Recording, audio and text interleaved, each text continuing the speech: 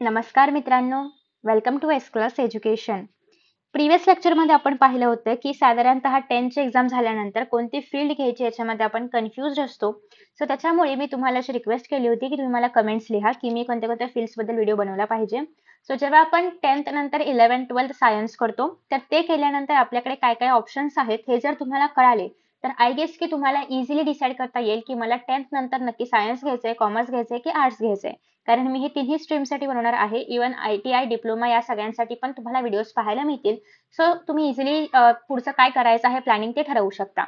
So सगळ्यात पहिल्यांदा science म्हटलं की आपल्यासमोर काही टिपिकल गोष्टी येतात. तर त्या म्हणजे अशा की एकतर इंजिनिअरिंग आहे, मेडिकल आहे, BSc वगैरे आहे.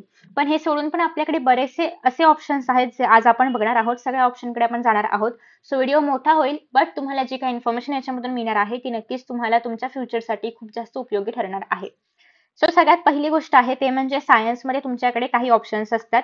तुम्ही जेव्हा आता 11th 12th करणार आहात तेव्हा तुम्हाला काही विषय निवडायचे असतात. फॉर एक्झाम्पल फिजिक्स आणि केमिस्ट्री हे विषय कंपल्सरी असतात. त्यासोबतच तुमच्याकडे ऑप्शन असतो एकतर तुम्ही फिजिक्स केमिस्ट्री आणि मॅथ्स घ्या किंवा तुम्ही फिजिक्स केमिस्ट्री आणि बायोलॉजी घ्या किंवा तुम्ही फिजिक्स केमिस्ट्री मॅथ्स आणि बायोलॉजी चारही पण विषय घ्या. ठीक आहे. So physics chemistry is common, तुमच्याकडे मॅथ्स आणि बायोलॉजीमध्ये ऑप्शन असतो किंवा तुम्ही दोन्ही पण घेऊ शकता. जर तुम्ही मॅथ्स घेतलं तर तुम्ही मॅथ्सचे रिगार्डिंग काही फील्ड्स म्हणजे फॉर एक्झाम्पल इंजिनिअरिंग असेल, आर्किटेक्चर असेल, NDA आहे, या सगळ्या गोष्टी तुम्ही आरामात करू शकता. पण तुम्ही जर बायोलॉजी फक्त PCB घेतलं तर तुम्ही मेडिकल करू शकता, BSc पण करू शकता, पण त्यातल्या काही पर्टिक्युलर ब्रांचेस तुम्ही इंजिनिअरिंग नाही करू शकत, तुम्ही आर्किटेक्चर नाही करू शकत आणि तुम्हाला NDA मध्ये पण नाही जाता येणार. ठीक आहे. सो जर हे डिपेंड करतं आतापासूनच तुम्ही जर विषय ठरवले तर तुम्हाला कळेल की पुढे जाऊन आपल्याला काय काय करायचं आहे. सो दॅट्स मी तुम्हाला या व्हिडिओमध्ये सगळ्या काही गोष्टी सांगणार आहे. सो तुम्हाला विषय पण ठरवता येतील. हे जे काही बाकीचे कोर्सेस आहेत यांना कुठल्याही प्रकारचं रेस्ट्रिक्शन नाहीये. कुठलं तुम्ही म्हणजे बायो ठेवायचं की मॅथ्स ठेवायचं असं काही नाहीये. तुम्ही काही पण ठेवून या बाकीच्या ब्रांचेसमध्ये जाऊ शकता. सो मी त्यांना तितकं हायलाइट नाही केलंय. आता आपण प्रत्येक ब्रांचबद्दल बोलणार आहोत. सो तुम्ही PCMB जर घेतलं तर तुमच्याकडे हे सगळेच ऑप्शन खुले आहेत, जेवढे मी स्क्रीनवरती लिहिलेले आहेत तेवढे, आणि याच्या व्यतिरिक्त पण बरेचसे ऑप्शन्स आहेत. सो आता इंजिनिअरिंग करायचं असेल तर मॅथ्स असणं कंपल्सरी आहे, मग ते PCM वाला असो किंवा PCMB वाला असो. सो तुम्ही जेव्हा 11th 12th तुमचं कराल आणि तुम्हाला जर इंजिनिअरिंग करायचं आहे, एकतर पहिली गोष्ट इंजिनिअरिंग तुम्ही डिप्लोमा करून पण करू शकता. म्हणजे ज्या लोकांना 11th 12th नाही करायचंय किंवा नाहीच करायचं आहे ते लोक 10च्या बेसिसवरती डिप्लोमा करतात. डिप्लोमा साधारणतः 3 वर्षांचा असतो. 3 वर्षांचा डिप्लोमा केल्यानंतर तुम्हाला डिग्रीला ऍडमिशन घेता येतं, ज्याला आपण BTech म्हणजे बॅचलर्स ऑफ टेक्नॉलॉजी किंवा BE म्हणजेच बॅचलर्स ऑफ इंजिनिअरिंग म्हणतो. तर या ठिकाणी तुम्ही डिग्री करू शकता. ठीक आहे. जी की पुढे तुमची असणार आहे. तुम्ही जेव्हा 3 इयर्सचा डिप्लोमा कराल तेव्हा तुम्हाला डिरेक्टली BTech किंवा BEच्या सेकंड इयरला ऍडमिशन मिळतं आणि पुढे तुम्हाला 3rd इयर, 4th इयर इथपर्यंत ही जी डिग्री आहे ती करायची असते. सो ह्याचे 3 वर्ष आणि याचे 3 वर्ष असे मिळून एकूण 6 वर्ष तुम्हाला करावं लागणार आहेत आणि मग तुम्हाला इंजिनिअरिंगची डिग्री मिळणार आहे. सो आफ्टर इंजिनिअरिंग काही जण, so let me write the path. So काही जण डिप्लोमा करून पण इंजिनिअरिंग करतात, ज्याला आपण BE किंवा BTech म्हणतोय, किंवा मग तुम्ही 11th 12th करून 11th 12th केल्यानंतर तुम्हाला JEE असेल किंवा MHT CET या दोन एक्झाम्स बद्दल आपण ऑलरेडी आधीच्या व्हिडिओमध्ये बोललोय. सो मी पुन्हा इथे नाही एक्सप्लेन करत आहे. ह्या सगळ्या एंट्रन्स एक्झाम देऊन पण तुम्ही BE BTech करू शकता. हे डिप्लोमा तुम्ही 10च्या बेसिसवरती करणार आहात. BE BTech केल्यानंतर तुम्ही MTech करू शकता. MTech is masters. So BTech is bachelors आणि MTech इज मास्टर्स. हे मास्टर्स जे आहे पुढे तर ते युजली 2 वर्षांचं असतं. काही ठिकाणी डिपेंडिंग अपॉन कोर्स पण तुम्हाला याचं ड्युरेशन व्हेरी झालेलं पाहायला मिळेल, पण 2च वर्षांचं मोस्टली असतं. आफ्टर MTech काही लोक PhD पण करतात. ज्यांना रिसर्चमध्ये इंटरेस्ट आहे तर ते PhD पण करतात. अगेन BTech नंतर तुम्ही टीचर बनू शकता. MTech नंतर पण तुमच्याकडे ऑप्शन आहे एज्युकेटर किंवा टीचर बनण्याचा. PhD नंतर तुम्ही प्रोफेसर बनू शकता. ठीक आहे. सो हे काही ऑप्शन्स तुमच्याकडे अवेलेबल आहेत. इव्हन MTech नंतरही तुम्ही प्रोफेसरच कन्सिडर होता. सो MTech नंतर किंवा PhD नंतर तुम्ही प्रोफेसर बनता. BTech नंतर तुम्ही तुमचे स्वतःचे कोचिंग क्लासेस पण काढू शकता. तुम्ही इतर काही इन्स्टिट्यूशन्समध्ये जाऊन शिकवू पण शकता. सो हे काही ऑप्शन्स तुमच्याकडे अवेलेबल असतात. अदरवाईज आता आपण ज्या ब्रांचमध्ये BE BTech करणार आहोत त्या ब्रांचमध्ये तुम्हाला वेगवेगळे जॉब्स मिळतात. आता इंजिनिअरिंगमध्ये बरेचसे ब्रांचेस आहेत. लाईक कम्प्युटर सायन्समध्ये तुम्ही करू शकता BTech, IT मध्ये करू शकता, इलेक्ट्रॉनिक्स मध्ये करू शकता, EXTC मध्ये करू शकता, मेकॅनिकल इंजिनिअरिंग करू शकता, केमिकल इंजिनिअरिंग करू शकता, मायनिंग इंजिनिअरिंग करू शकता, एरोस्पेस मध्ये जाऊ शकता, बायोमेडिकल इंजिनिअरिंग करू शकता, बायोटेक इंजिनिअरिंग करू शकता. सो बेसिकली इंजिनिअरिंग मध्ये असंख्य फील्ड्स आहेत. सो डिपेंडिंग अपॉन तुमचा जेई, सीईटी किंवा डिप्लोमामध्ये काय स्कोर आहे यानुसार तुम्हाला जी फील्ड आहे तर ती निवडता येते किंवा तुम्हाला मिळते. ठीक आहे. सो हे 4 वर्षांचं आहे.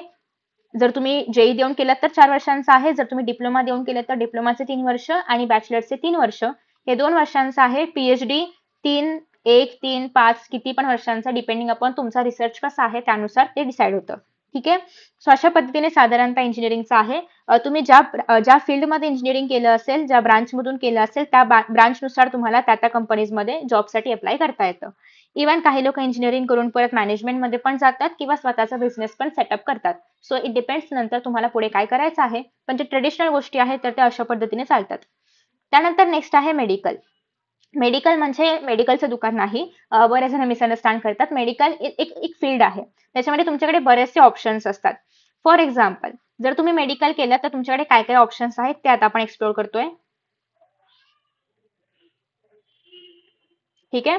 एक तर पहिली गोष्ट आहे मेडिकल जर तुम्हाला करायचं असेल, कुठल्याही फील्डमध्ये जायचं असेल मेडिकल मधून, साधारणतः तुम्हाला पीसीबी म्हणजे आपला जो बायोलॉजी विषय आहे तर तो असलाच पाहिजे. पीसीएमबी पण चालणार आहे. सो तुम्हाला जर पर्टिक्युलरली डॉक्टर बनायचं असेल तर तुम्हाला नीट एक्झाम द्यावी लागते, म्हणजे national eligibility cum entrance test द्यावी लागते. नीट दिल्यानंतर तुम्हाला एमबीबीएस करता येतं, जो की 5.5 वर्षांचा कोर्स आहे.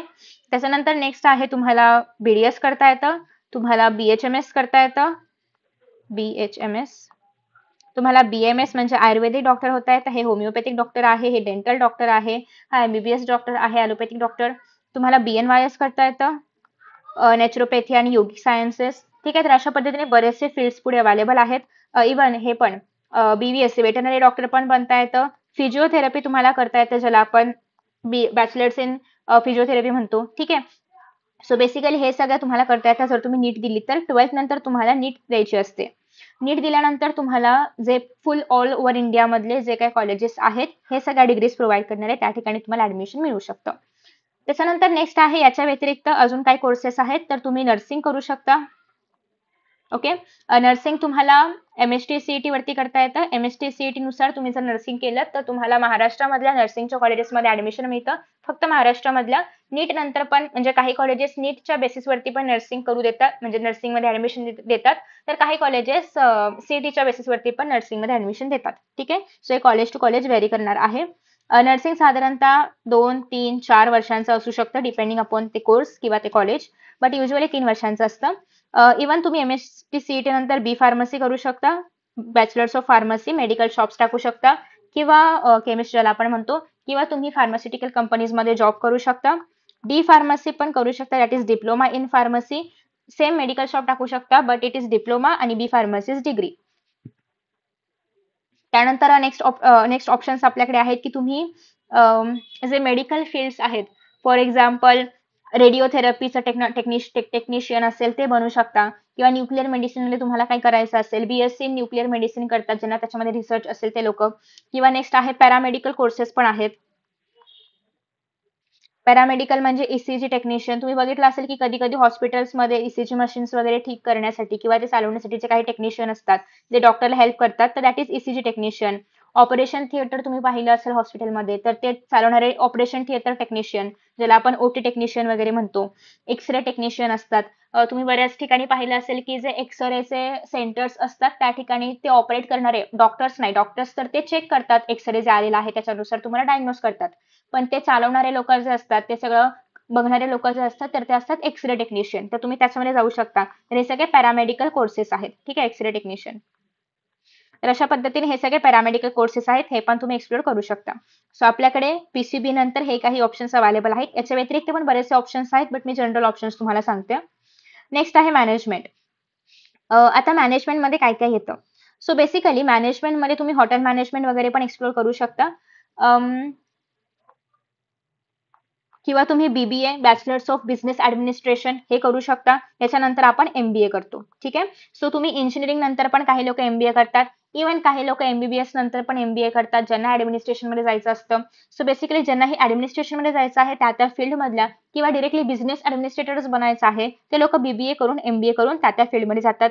किंवा बीबीएम बिझनेस मॅनेजमेंट पण आहे, बिझनेस ऍडमिनिस्ट्रेशन वगैरे आहे, बिझनेस मॅनेजमेंट पण आहे, हा पण कोर्स तुम्हाला करता येतो. दुसरी गोष्ट आहे ती म्हणजे हॉटेल मॅनेजमेंट तुम्ही करू शकता. ठीक आहे, हॉटेल मॅनेजमेंट मध्ये पण जाता येतं. अजून एक आहे ते म्हणजे BCA. BCA stands for bachelors in computer application. So याच्यामध्ये तुम्हाला सेम ज्याप्रमाणे आपण IT इंजिनियर्स बघतो किंवा इंजिनियर्स बीटेक करून IT मधले किंवा बीटेक करून CS मधले जे इंजिनियर्स असतात, सेम त्याच लेवलचे जॉब्स BCA वाल्यांना पण मिळतात. सो BCA करतात, काही काही लोक BCA नंतर MCA पण करतात. सो हा पण एक ऑप्शन अवेलेबल आहे. फक्त एवढंच की BCA 3 वर्षांचं असतं आणि बीटेक 4 वर्षांचं असतं. थोडाफार सिलेबसमध्ये फरक असतो, डिग्रीच्या लेवलमध्ये फरक आहे. बट अल्टिमेटली तुम्हाला मी जसं की आधीच्या व्हिडिओमध्ये सांगितल्याप्रमाणे की कंपनीला फक्त नॉलेज आणि तुम्हाला ते काम करता येते का हे पाहिजे असतं. तुम्ही कुठली डिग्री केली आहे हे सध्याच्या कंपनीज नाही पाहत.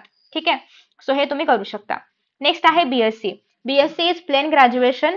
सो ज्याला आपण 13, 14, 15 म्हणतो. सो डिपेंडिंग अपॉन कोर्स, काही कोर्सेस 3 वर्षांचे आहेत, खूप कमी कोर्सेस 4 वर्षांचे आहेत BSc चे. सो डिपेंडिंग अपॉन तुमचा कोर्स हे 3 किंवा 4 वर्षांचं असू शकतं. सो त्याच्यामध्ये ऑप्शन्स आहेत तुमच्याकडे, जसं की मी आधीच्या व्हिडिओमध्ये पण सांगितलेलं आहे.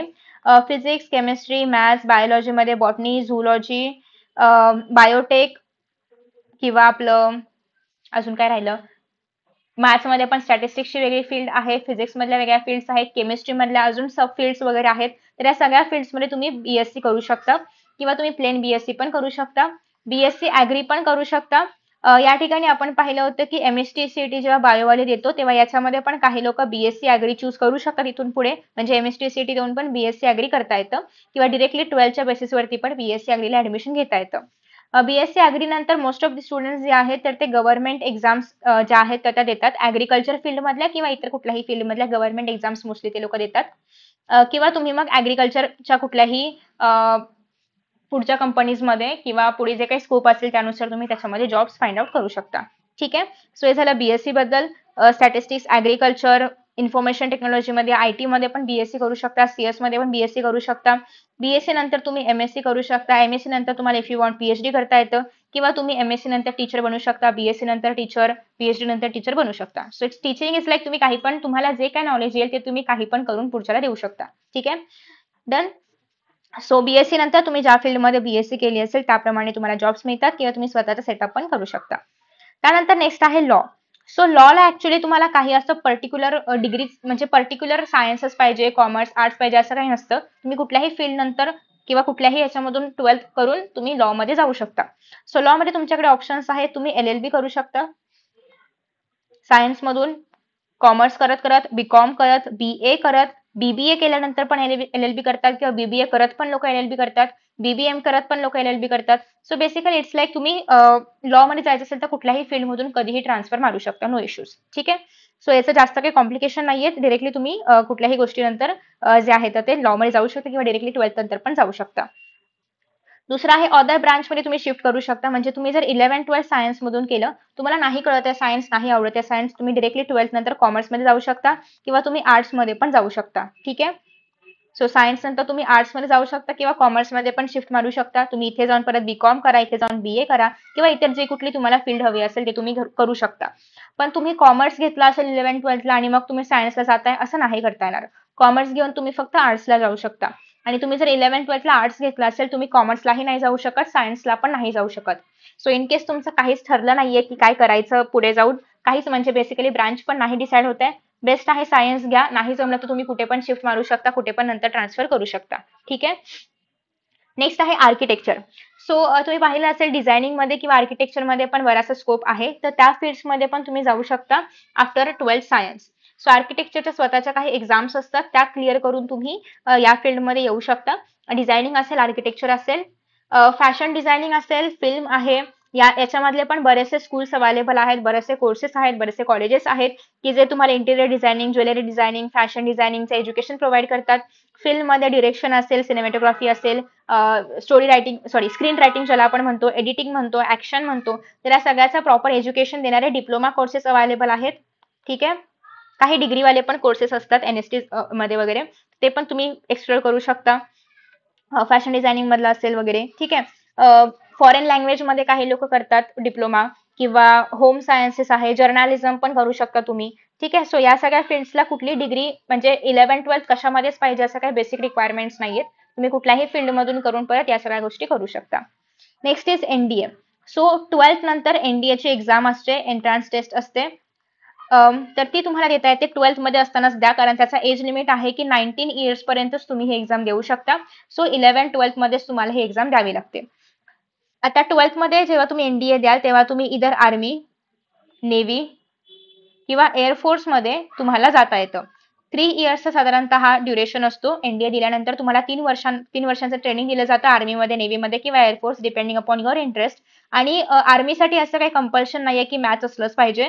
पण नेव्ही आणि एअरफोर्ससाठी मात्र मॅथ्स, पीसीएम हे विषय असणं कंपल्सरी असतंच. इव्हन तुम्हाला या एक्झाम्समध्ये हिस्ट्री, जिओग्राफी, इन शॉर्ट जे गव्हर्नमेंट एक्झामसाठी विषय असतात त्यामधले मोस्टली विषय तुम्हाला याच्यामध्ये विचारले जातातच. सो तुम्हाला एनडीएमध्ये त्या विषयांचा पण अभ्यास करावा लागतो. इव्हन तुमच्या सायन्समध्ये ते विषय नसतील तरी पण तुम्हाला ह्या सगळ्या विषयांचा अभ्यास करावा लागतो. ठीक आहे.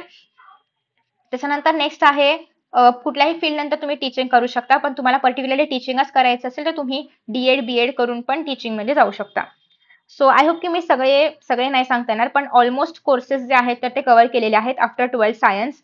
आणि याच्या व्यतिरिक्त पण अजून बरेचसे कोर्सेस असू शकतात की जे तुम्ही एक्सप्लोर करू शकता. पण हे जे जनरली लोक करतात तर ते कोर्सेस मी तुम्हाला सांगितलेले आहेत. आय होप की तुम्हाला हा व्हिडिओ आवडला असेल आणि तुम्हाला बेसिक इन्फॉर्मेशन मिळाली असेल की आफ्टर 12th सायन्स आपण काय काय करू शकतो. आणि त्यानुसार तुम्ही मग डिसाईड करू शकता की 10th मधून आपल्याला पुढे जाताना सायन्स घेऊन जायचं आहे की इतर कुठल्या फील्डकडे जायचं आहे. So thank you so much for watching this video. याच्या रिगार्डिंग जे काही डाऊट्स असतील ते तुम्ही मला खाली कमेंट बॉक्समध्ये विचारू शकता. आणि त्यानुसार मी तुम्हाला त्यावरती जर व्हिडिओ एक्सपेक्टेड हवा असेल तर मी त्यानुसार उत्तर देईन, किंवा जर कमेंट बॉक्समध्ये उत्तर देऊन तुम्हाला म्हणजे तुमच्यापर्यंत ती इन्फॉर्मेशन पोहोचणार असेल तर तुम्हाला मी तसं उत्तर देण्याचा प्रयत्न करेन. So thank so much for watching this video. Please मला रिव्ह्यूज देत चला की तुम्हाला हा व्हिडिओ कसा वाटला आणि याच्या पुढे तुम्हाला कोणते कोणते व्हिडिओज हवे आहेत. And bye.